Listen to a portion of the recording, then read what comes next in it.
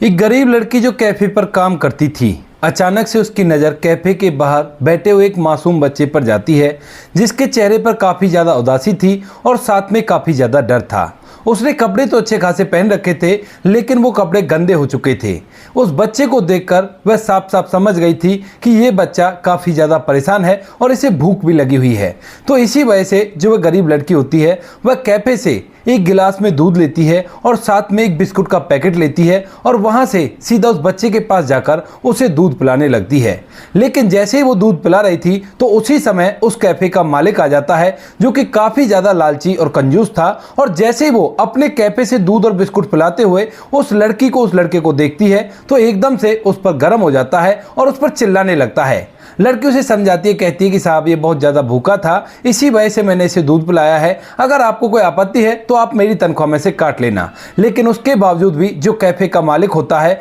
वह उसे धक्के देकर वहां से निकाल देता है और कहता है कि तुम्हें यहाँ पर नौकरी करने की जरूरत नहीं है। लेकिन उसके बाद कुछ ऐसा होता है कि उस लड़की की पूरी जिंदगी बदल जाती है। क्या हुआ था ऐसा और कौन था वह बच्चा, पूरी सच्चाई के बारे में जानने के लिए वीडियो को अंत तक जरूर देखें।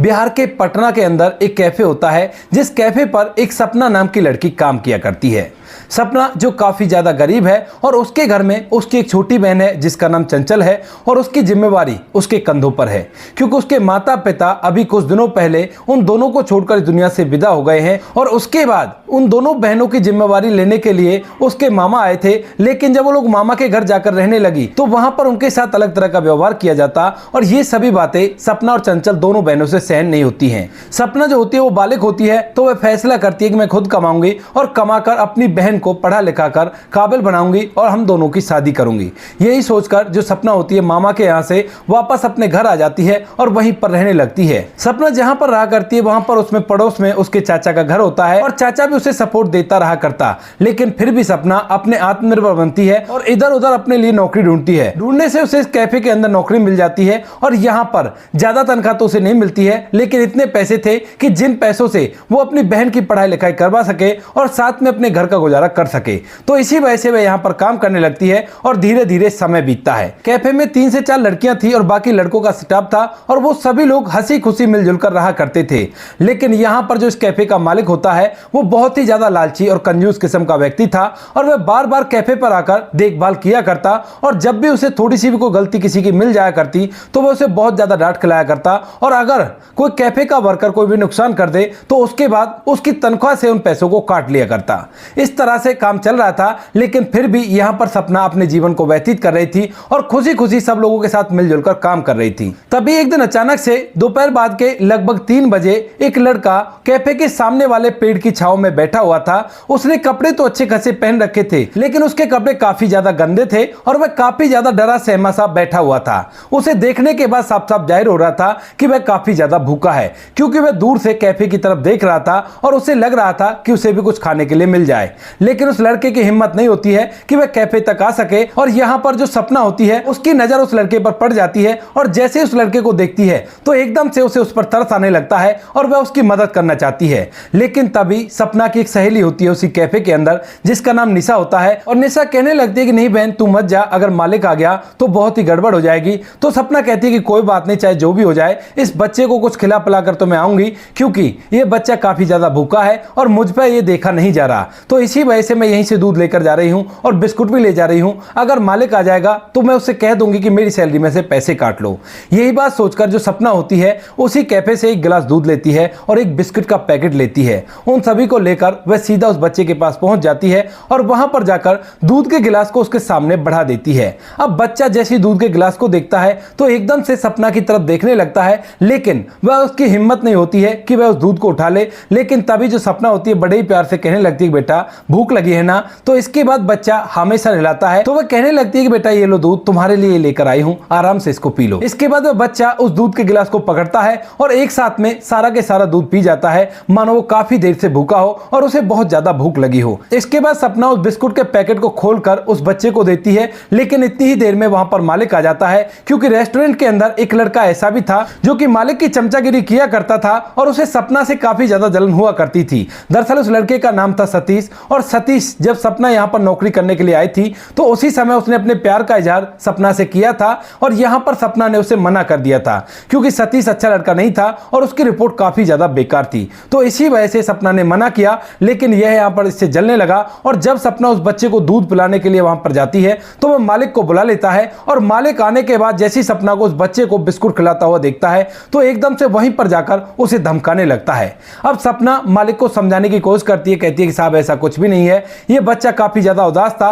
और ये भूखा भी था तो इसी वजह से मैंने खिला पिला दिया, अगर आपको कोई आपत्ति हो तो आप ऐसा करना, मेरी तनख्वाह में से पैसे काट लेना। इस बात को सुनकर मालिक उस पर चिल्लाने लगता है, कहता है कि वो तो मैंने तुम्हें रंगे हाथों पकड़ लिया, अगर मैं तुम्हें नहीं पकड़ता तो ये दूध मेरा फ्री का ही तुम इसको पिला देती और मेरा नुकसान करके तुम आराम से बैठी रहती। इस बात को सुनकर सपना उसे समझाने की कोशिश करती है, लेकिन मालिक उसकी एक भी नहीं मानता है और उसे बुरी तरह से जलील करने लगता है। इसके बाद सपना कहती है कि देखो सर, ये बच्चा भूखा था तो मैंने इसे दूध पिला दिया, अगर आपकी नजर में ये काम गलत है तो मैं तो ऐसा काम कर दूंगी, कोई भी दिक्कत नहीं है, अगर आपको बुरा लगता है तो आप बेशक से मुझे नौकरी से निकाल सकते हो। इस बात को सुनकर मालिक को और भी ज्यादा गुस्सा आ जाता है और वह एकदम से उससे कह देता है कि ठीक है, मैं तुम्हें नौकरी से निकाल रहा हूं क्योंकि ऐसे वर्करों की मुझे जरूरत नहीं है जो मेरे धंधे में नुकसान चाहते हो। तुम्हें आज से और अभी से मेरे कैफे के अंदर जाने की कोई भी जरूरत नहीं है। सपना भी हाँ में सर हिलाती है और कहती है कि ठीक है, कोई बात नहीं। इसके बाद जो सपना होती है वहीं पर उस बच्चे के साइड में बैठ जाती है और जो मालिक होता है वह अपने कैफे के अंदर चला गया था। यहाँ पर जो सपना होती है वह उस बच्चे से उसके बारे में पूछने लगती है, लेकिन बच्चा उसे कुछ नहीं बता पाता है। इसके बाद जब सपना उसे पूछती है कि तुम किधर से आए हो तो उसके बाद वह इशारा तो करता है एक जगह की तरफ और सपना उसे वहां पर लेकर भी जाती है,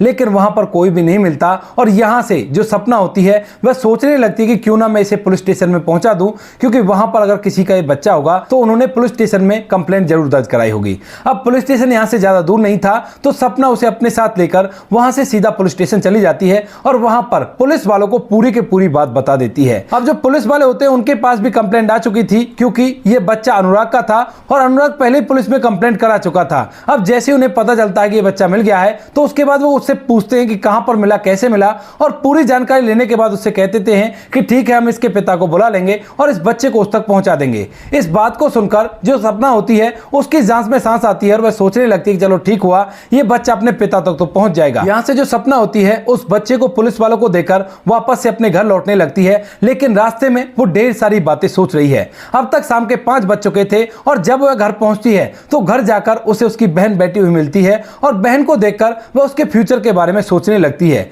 क्योंकि जैसे तैसे करके ये नौकरी मिली थी और इस नौकरी को भी एक बच्चे की वजह से उसने खो दिया है, लेकिन फिर भी उसे तसल्ली थी कि उसने एक अच्छा काम किया है, कोई बात नहीं, वह और नौकरी ढूंढ लेगी और जैसे तैसे करके अपना गुजारा कर लेगी। यही बात सोचकर दोनों बहन घर के अंदर बैठी हुई थी और यहां पर सपना अपनी छोटी बहन को पूरी बात भी बताती है और पूछती है कि बहन मैंने सही किया ना, तो उसकी छोटी बहन कहती है कि हाँ बहन, तुमने सही किया और ये बिल्कुल सही किया तुमने, इसमें कोई भी दिक्कत नहीं है। दोनों बहन घर के अंदर आराम करने लगती हैं, लेकिन जैसे धीरे धीरे रात के लगभग 8 बजते हैं तो 8 बजे अचानक से उनके दरवाजे पर एक बहुत बड़ी कार आकर रुकती है और जैसे यहां पर सपना दरवाजा खोलती है तो सामने एक कोट पैंट में काफी ज्यादा अमीर व्यक्ति खड़ा हुआ था, जो कि जवानी था, उसकी ज्यादा उम्र नहीं थी। और जैसे ही वो सपना को देखता है तो एकदम से उसका बहुत बहुत धन्यवाद करता है और कहने लगता है कि आपने मुझ पर बहुत बड़ा एहसान किया है। अब सपना इस बात को देखकर पूरी तरह से हैरान हो जाती है, लेकिन तभी उसकी नजर पड़ती है उस बच्चे पर जिस बच्चे को आज उसने दूध और बिस्कुट खिलाए थे और उसे देखकर वह समझ जाती है कि ये शायद इनके पिता होंगे और इसी वजह से मेरा धन्यवाद कर रहे हैं।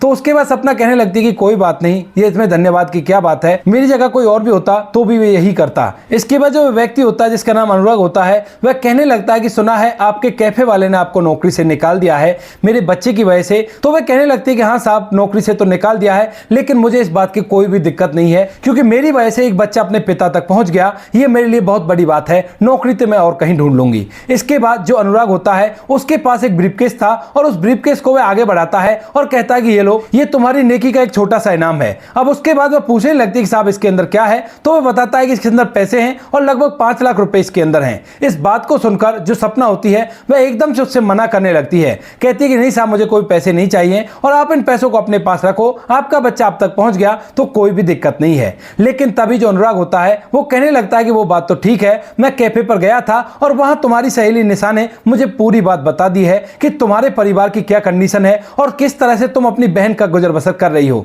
तो ये मेरी तरफ से एक छोटा सा तोहफा है जो मैं तुम्हें देना चाहता हूं और इसको तुम कबूल कर लो। लेकिन यहां पर सपना साफ साफ मना कर देती है और कहती है कि नहीं साहब, मैं इसे कबूल नहीं कर सकती। तो यहां पर जो अनुराग अनुराग होता है वो कहता है कि ठीक है, अगर तुम इसे कबूल नहीं कर सकती तो चलो मेरे साथ, मैं तुम्हें कहीं पर ले जाना चाहता हूं। इसके बाद सपना पूछने लगती है कि आप कहां ले जा रहे हो, तो वो कहता है कि मैं तुम्हें कहीं पर नौकरी लगाना चाहता हूं और वहां पर तुम्हें काम करना होगा बड़ी ईमानदारी और मेहनत से। इसके बाद सपना थोड़ी देर तक सोचती है और फिर मुड़कर अपनी बहन की तरफ देखती है और चलने के लिए हामी भर लेती है। सपना उस अमीर आदमी के साथ उस गाड़ी में बैठ जाती है और यहां से जो अमीर आदमी होता है उसे लेकर सीधा उसी कैफे पर पहुंच जाता है जिस कैफे से आज सपना को नौकरी से निकाला गया था। और वहां पर जाने के बाद कहने लगता है कि सपना, आज से ये कैफे तुम्हारा है और तुम्हें मेहनत और ईमानदारी से इसको चलाना है और चलाकर अच्छे खासे पैसे कमाने हैं। अब सपना के सामने जब ये बात आती है तो उसे बिल्कुल भी विश्वास नहीं होता अपने कानों पर और वो कहने लगती है कि साहब आपका मतलब क्या है। तो वो कहने लगता है कि इस कैफे को मैं तुम्हारे लिए खरीद लूंगा क्योंकि मेरे पास रुपए पैसों की कोई भी दिक्कत नहीं है और तुम आज से मेरे लिए इस कैफे को चलाओगी।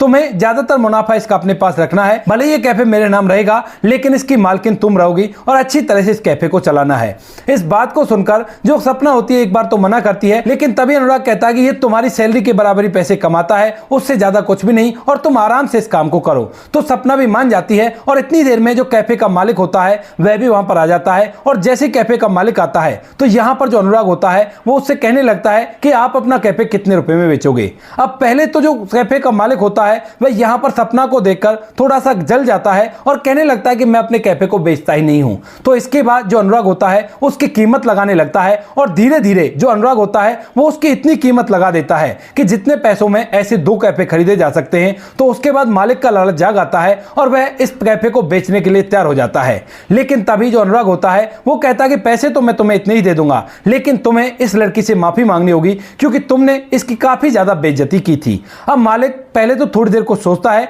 लेकिन तभी अचानक से जो सपना होती है उससे एकदम से हाथ जोड़कर माफी मांगता है और कहता है कि बेटी मुझे माफ कर दो, मुझसे बहुत बड़ी गलती हो गई। इस बात को सुनकर सपना भी बड़ी हैरान होती है कि पैसे में कितनी ताकत होती है। जो व्यक्ति उसे धमकाकर यहां से निकाल रहा था आज वही उसके सामने हाथ जोड़कर खड़ा हुआ है। इसके बाद जो सपना होती है वह वहां पर अनुराग के साथ उस कैफे के अंदर जाती है और वहां पर जब सभी स्टाफ को यह बात पता चलती है कि अब इस कैफे को अनुराग ने खरीद लिया है और सपना इस कैफे की मालकिन रहेगी, तो एकदम से सभी लोग खुश हो जाते हैं और तालियां बजाने लगते हैं। लेकिन तभी जो सपना होती है वह अनुराग की तरफ देखकर कहने लगती है कि साहब अगर आप बुरा ना माने तो आपसे एक बात पूछ सकती हूं। तो उसके बाद अनुराग कहता है कि बताओ तुम्हें क्या पूछना है। तो वो पूछने लगती है कि आपका जो बेटा है वो इस हालत में ऐसे कैसे घूम रहा था, क्योंकि आपके पास तो ढेर सारे रुपए पैसे हैं और इसकी मां कहां चली गई। तो उसके बाद जो अनुराग होता है अब जब इस बच्चे की मां का जिक्र उसके सामने आता है तो एकदम से उसकी आंखों में आंसू आ जाते हैं। वो कहने लगता है कि ये थोड़ी सी लंबी कहानी है और इसको सुनने के लिए थोड़ा सा टाइम चाहिए होगा, तो क्यों ना हम लोग कॉफी पर बैठकर बातें करें। इसके बाद जो सपना होती है वह भी एग्री हो जाती है और यहां पर इसी कैफे से उनके लिए कॉफी बनाई जाती है और दोनों को एक टेबल दे दी जाती है। अनुराग और सपना दोनों के दोनों एक टेबल पर बैठ गए थे और उसके बाद जो अनुराग होता है अपनी कहानी बताता है। कहता है कि मैं अपनी पत्नी और अपने बच्चे के साथ हंसी खुशी यहां पर रहा करता था, लेकिन तभी अचानक से मेरी पत्नी को एक गंभीर बीमारी हो जाती है और हमें जब तक उस बीमारी के बारे में पता चलता है तब तक काफी ज्यादा देर हो चुकी थी। अभी से कुछ दिन पहले ही मेरी पत्नी की मौत हो चुकी है और उसके बाद मैं अपने बच्चे की देखभाल खुद ही किया करता हूं। मैंने घर पर भी नौकर रख रखे हैं, लेकिन आज सुबह सुबह जब मैं घर से निकल रहा था तो मेरा बच्चा मेरे साथ चलने की जिद करता है। कहता है कि पापा मुझे आपके साथ घूमना है और मैं इसे अपने साथ ले आता हूं। अब यहीं पर मुझे पड़ोस की ही कंपनी में एक जरूरी मीटिंग करनी थी और उस मीटिंग को लेने के लिए जब मैं अंदर जाता हूं तो मैं इसे बाहर बिठाकर जाता हूं और वहां के एक एम्प्लॉय से कहकर गया था, लेकिन वह एम्प्लॉय किसी काम के लिए चला जाता है और उसके बाद जो मेरा बेटा होता है चुपके से वहां से निकल आता है और किसी को भी उसके बारे में कोई भी खबर नहीं होती। इसके बाद जब मुझे पता चलता है कि बेटा यहां से गायब है तो मैं उसको बहुत ज्यादा ढूंढता हूं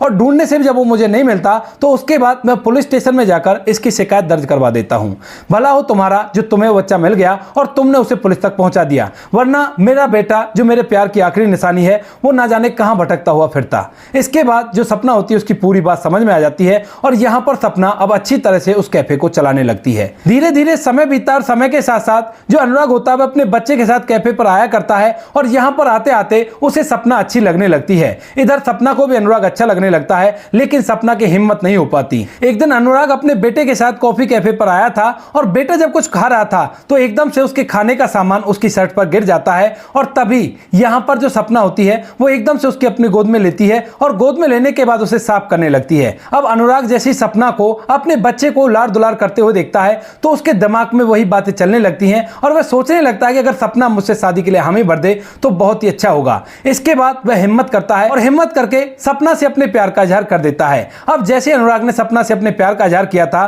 तो पहले तो सपना मना करने लगती है, लेकिन तभी अनुराग कहता कि हाँ तुम सही कह रहे हो ना, मैं तुमसे उम्र में काफी ज्यादा बड़ा हूं और देखने में भी ठीक ठाक नहीं हूं। लेकिन तभी सपना कहती है कि नहीं साहब ऐसी बात नहीं है, दरअसल आप बड़े ही अच्छे हो और देखने में भी काफी ज्यादा खूबसूरत हो, लेकिन आप अमीर हो और मैं गरीब हूं, अगर हम दोनों एक साथ रहेंगे तो लोग तरह तरह की बातें बनाएंगे। तभी जो अनुराग होता है वो कहता है कि मुझे लोगों से कोई भी मतलब नहीं है, तुम मेरे बच्चे को भी पसंद हो और मुझे भी पसंद हो, अगर तुम हमारे साथ रहोगी तो बहुत ही अच्छा रहेगा। मैं तुम्हारी बहन की देखरेख भी अच्छी तरह से कर लूंगा और उसकी भी शादी एक बहुत बड़े घर में करा दूंगा। इस बात को सुनकर सपना थोड़ी देर तक सोच विचार करती है और कहती है कि ठीक है, मैं अपनी बहन से बात करके आपको बता दूंगी। दूसरे दिन जो सपना होती है वो अपनी बहन से इस बारे में जिक्र करती है और बहन भी इस बात के लिए राजी हो जाती है, कहती है बहन ये तो बड़ी अच्छी बात है, अगर तुम्हारी शादी बड़े घर में हो जाएगी तो हमारे दिन भी अच्छी तरह से व्यतीत होने लगेंगे। इसके बाद सपना अनुराग को बता देती है कि मैं तैयार हूं और यहां पर अनुराग और सपना दोनों की शादी हो जाती है और वो लोग फिलहाल भी खुशियों के साथ अपना जीवन व्यतीत कर रहे हैं। तो दोस्तों ये थी आज की कहानी, आपको जैसी भी लगी हो कमेंट सेक्शन में बता देना। वीडियो अगर अच्छी लगी तो वीडियो को लाइक और चैनल को सब्सक्राइब जरूर करें ताकि हमें थोड़ा सा हौसला मिल सके आप लोगों के लिए ऐसी अच्छे वीडियो बनाने के लिए। इन कहानियों को सुनाने का उद्देश्य किसी को परेशान करना बिल्कुल भी नहीं है, ये कहानी आपको इसलिए सुनाई जाती है ताकि आप लोग इन कहानियों में से कुछ ना कुछ सीख सको और अपने जीवन में उस चीज को अप्लाई कर सको। मिलते हैं किसी नेक्स्ट वीडियो नए टॉपिक के साथ, तब तक के लिए जय हिंद, जय भारत, जय हिंदुस्तान।